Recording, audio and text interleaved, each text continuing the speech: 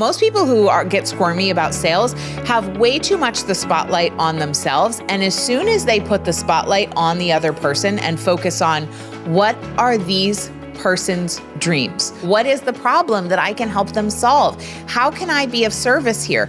They are suddenly totally focused on the other person. They are no longer thinking about themselves. They are no longer worrying about saying the right things or worrying about what are they going to think of me or worrying about, oh God, I really need this sale. Like when you turn the spotlight and put your 100% focus on the other person, it is a magical way to relax.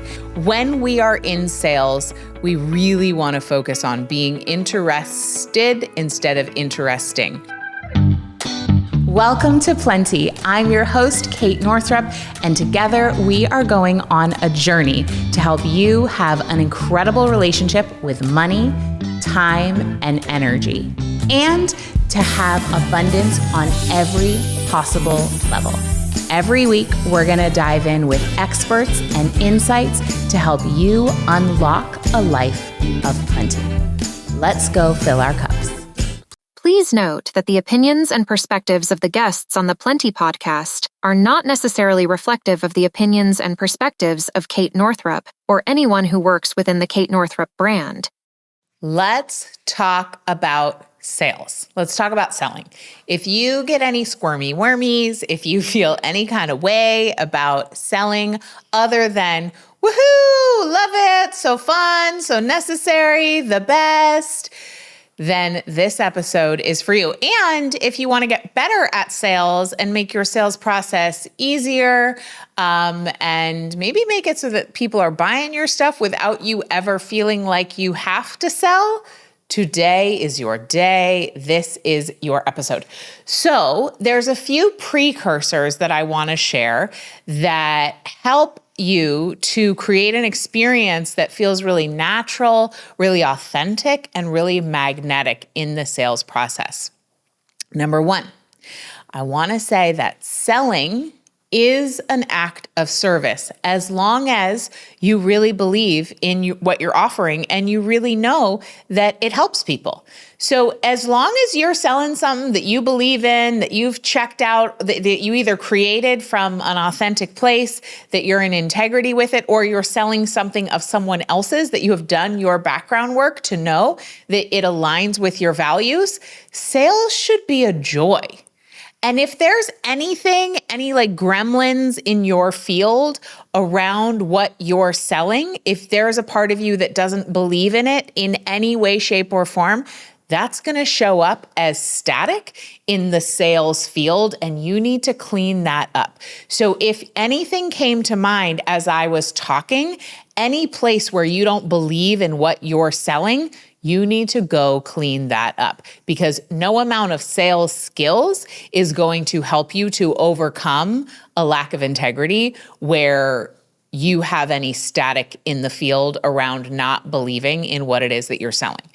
Sales becomes really easy when you fully believe in what you're selling, and also when you know that it is going to have a positive impact on people who are buying it.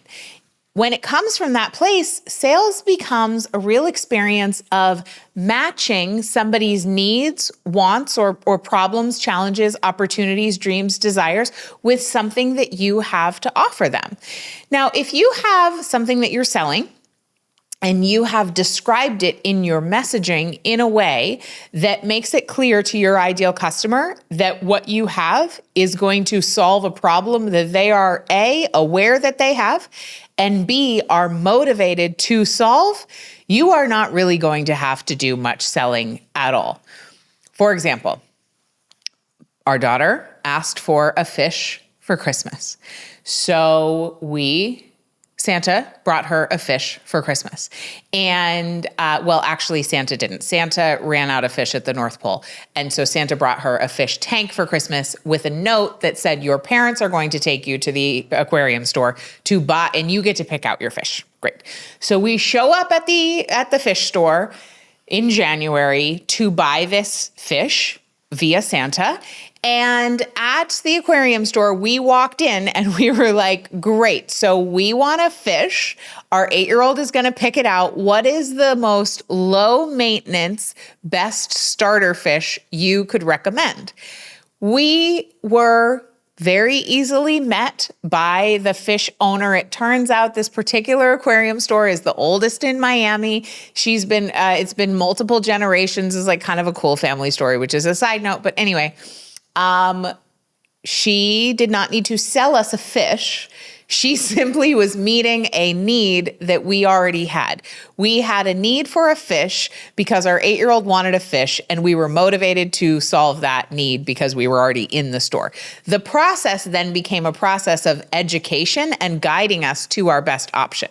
So whatever you are selling, first, you got to clean up any static in which you don't 100% believe in your offer, or you don't 100% believe that it's going to make the lives better of the people who you are selling it to. So that's step number 1. Step number 2 is to make sure that you are describing your product or service, your offer, in a way that lets your ideal customer know that you have the solution to their problem, and that it is a problem that you are solving that they are motivated to solve, or that you have the solution to their dream, which is a dream that they are motivated, or a transformation that they are motivated to experience. I was talking to a woman the other day and doing some coaching with her. She has a really cool proprietary process that helps people to do emotional healing and to kind of get out of their own way. And she was describing it to me, and I was like, that's cool, but I'm curious, what specific result do you know without a shadow of a doubt, beyond a shadow of a doubt, that you could help somebody get with this process? Because you describing this proprietary emotional processing process is not getting me excited about purchasing it, because it is nebulous, it is non-specific, and you're not nailing a specific problem or a specific solution. Now, as we got into it a little bit, she was like, oh, this process really helps people who have a resistance around exercise to start exercising. And I was like, yes, that is it. Because I know and love people who have exercise resistance. They have resistance around moving their bodies. And her process, if she knows for sure, because it did for her, if it can get someone back in touch with their energy to desire inherently, to have an intrinsic motivation to move their bodies, that is such a win. And I was like, great, we've got it. You are now solving a clear problem, and people who have resistance to movement know they have resistance to movement, and many of them want to solve that problem. So they're motivated to solve that particular problem. So you got to describe the thing you're selling in a way that lets your ideal customer know that you can solve a problem that they are already motivated to solve. If you do that, you are like 99% of the way to the sale. And largely all you'll need to do is have a website or an email or a short DM that explains to them some of the details, some of the logistics, the pricing, how it's going to be delivered, the timing, all of that. But it's simple, simple, simple. You likely won't have to do any selling at all. So your messaging can do a lot of the selling for you. You also want to make sure that your offer, the way you are packaging and positioning your offer, the thing you're selling, makes it clear what is the transformation you are providing. What is the method in which that transformation is delivered? Is it one-on-one coaching? Is it group coaching? Is it something they're going to receive in the mail? Is there something that they need to go pick up at a store? Is it a meal delivery service? Is it a physical product? Is it a PDF? Is it like, they just need to know, like, what is it that they're buying?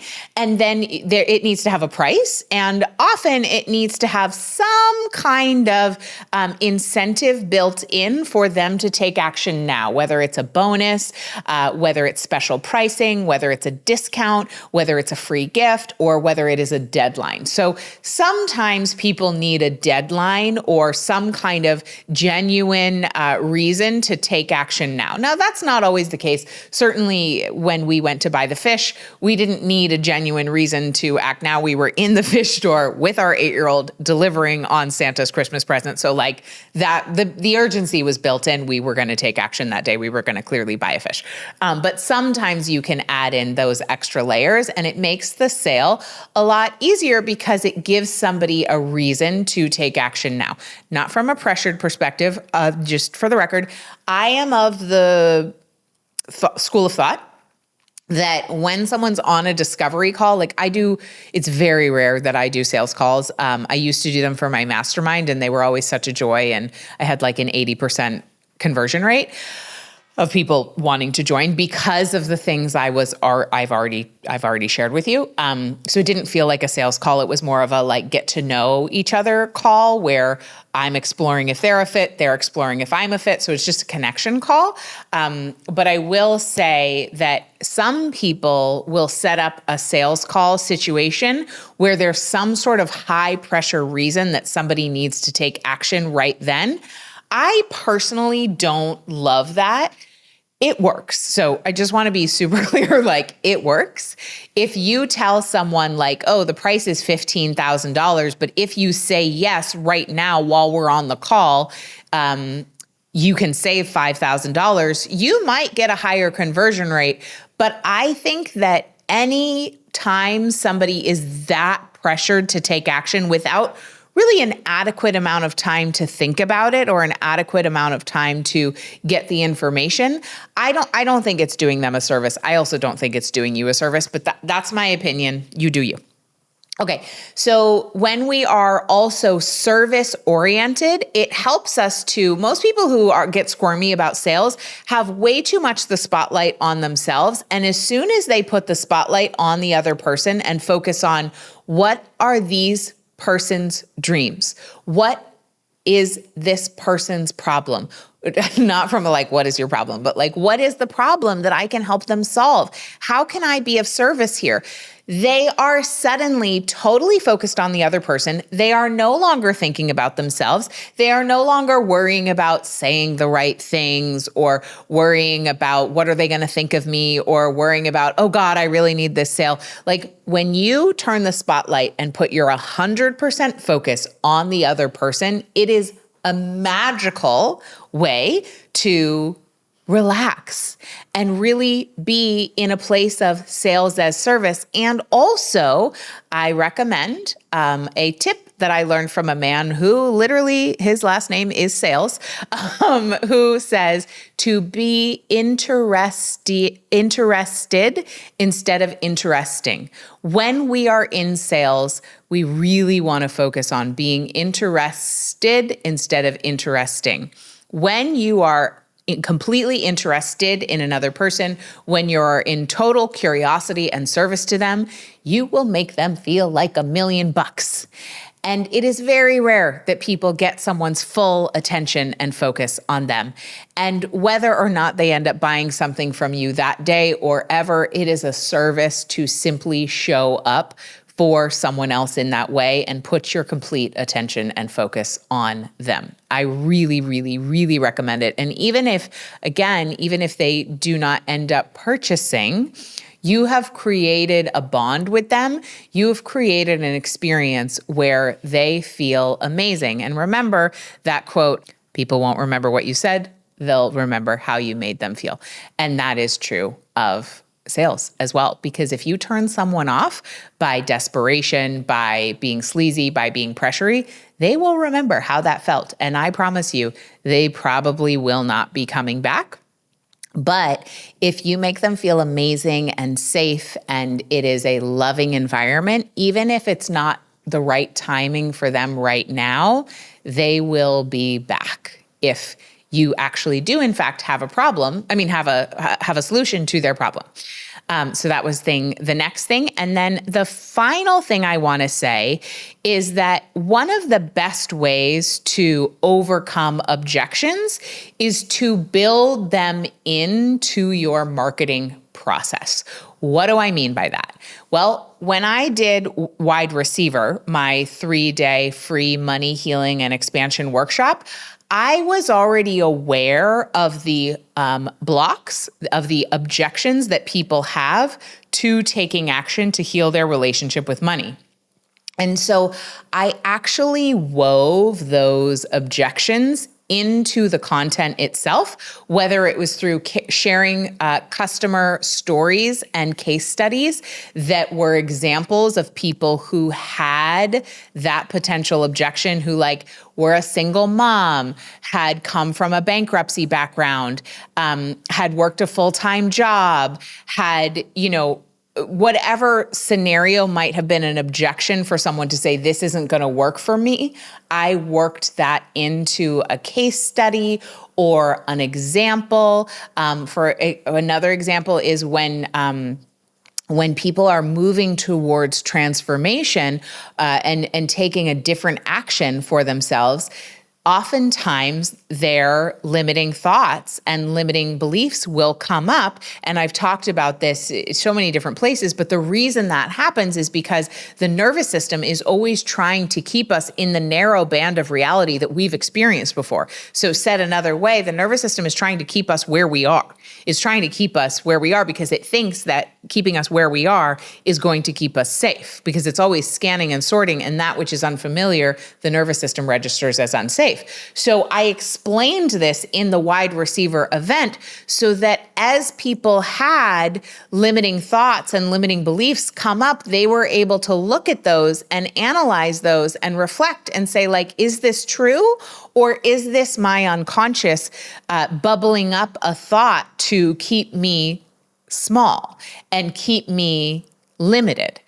And do I want to, in fact, act in a new way that's more in alignment with an expanded way of being? So through the practices that I took people through the experiences that I took people through, and through the content of the entire event, I had in mind the objections and blocks that come up for people, and I wove them in so that people were already ready to buy at the end of the event, because I had subtly but intentionally woven through opportunities and experiences for them to essentially overcome their own objections. And so I really recommend looking at, how can I write down the objections that I receive? How can I write down the blocks that I receive? And then work those into the conversation, blow them up front, so that at the end of the conversation, somebody feels safer because they already know that I know these are potential stumbling blocks along the way. I've already addressed them. And so they are going to understand that I am compassionate for where they are. I get where they're coming from, and that can really be helpful. So if you want to do sales from a place of authenticity and in a place where you do not need to convince people, you want to make sure you 100% believe in what you're selling. You want to make sure you 100% know that it is going to make the life of the person better who you are selling it to. You want to make sure that you are in a service orientation and that you are solving a problem that your ideal customer is aware that they have and is motivated to solve. You focus on education, being of service, being curious, being interested instead of interesting, and then do your best to work their objections into your marketing or into somehow the sales process or the sales conversation, so that by the time it is time to make a purchasing decision, that person is already there. I hope this has been helpful. Let me know when you have successful sales conversations as a result, and I will see you next time. This episode is brought to you by Glossy, which is skincare you can drink. I have been using and loving Glossy for the past couple of months, and it combines a beautiful blend of clinically tested probiotics that actually survive in your digestive tract and hyaluronic acid, prickly pear, vitamin C, and so many other beautiful ingredients to help you glow and hydrate from the inside out. It is also delicious and convenient and refreshing. You can go to katenorthrup.com/glossy, GLOCI, and use the discount code Kate Northrup, all one word, to get 25% off your first order. Again, that's katenorthrup.com/glossy and use Kate Northrup at checkout for 25% off. Enjoy.